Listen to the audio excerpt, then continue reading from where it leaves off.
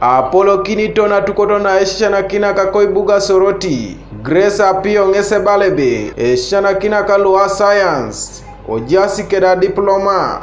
Nese koto similoni ni uni. Osodi lue degree kese koto similoni ni wongon.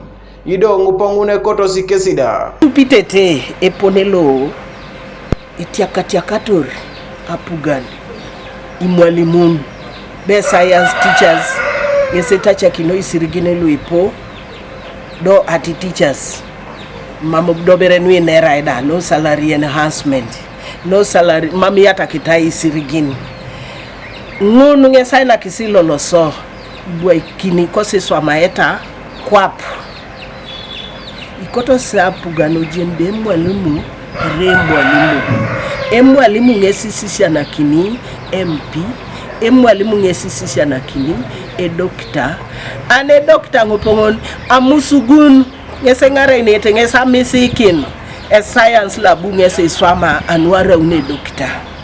So ano angono isabuje kitana lukiere Apolo kinito ne somero lopa yoni ya primary koibuga soroti Alfred Enyedo ngese balebe ageari mo imam kesiye pote Esisianakinak papa nat payoni ane ada urosi tunga ada bandiku sagwa kine maroga kim kada uga la Apolo mando nga perera ina kene do abongor lolo narai tide nyamrangone emuna ros kene bere lolo iso ane mamberi peranya kare do narai mama akra na ebundi ta mapak ebundi do biana bongo chot se itono do wani no ni sama moyi tabasa shirakin lolo iche idwe luko kichinjaje primary luo potu inera kinoskeda TV East kesie bala siebe ekota pugani yata Esisianakinak eropito tetere ito jokari ashomani kech akro shafik sani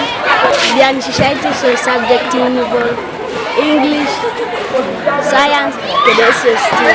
Lolo mangsi shishai. Anu gonya. Koti mwalimu ayatakin kesisiri.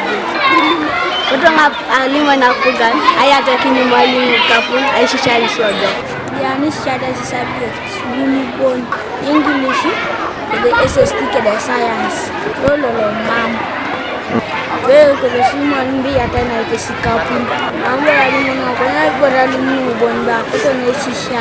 Nare mami mwalimu shaka sanga. Osera pugan, kutapugan etasi mwalimu kesikapu. Epipilko si mwalimu da. Since the other months paka kapani. Teachak beri mwalimu da pejas. Chepe surepodnete. Iche drop night osemero. Iche lots around street kids.